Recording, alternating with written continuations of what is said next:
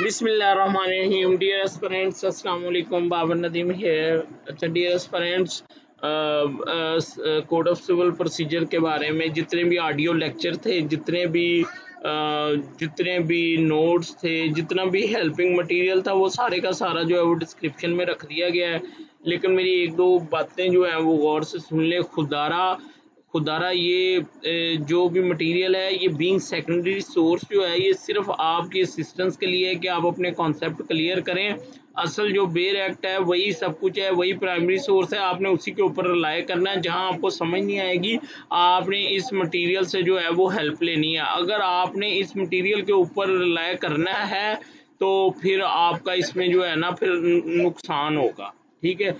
क्योंकि जो कॉन्सेप्ट बेर एक्ट से क्लियर हो जाते हैं वो मटेरियल से जो नोट्स वगैरह होते हैं उससे जो है वो क्लियर नहीं होते। अलबत्ता जो नोट्स होते हैं उसमें रिसर्च वर्क शामिल होता है, उसमें क्रॉस रेफरेंस, उसमें इधर उधर के सेक्शन मिलाए होते हैं। तो आप भी अगर मिला के उनको पढ़ लें तो आपका सारे का सारा मैटर जो है वो क्लियर हो जाएगा।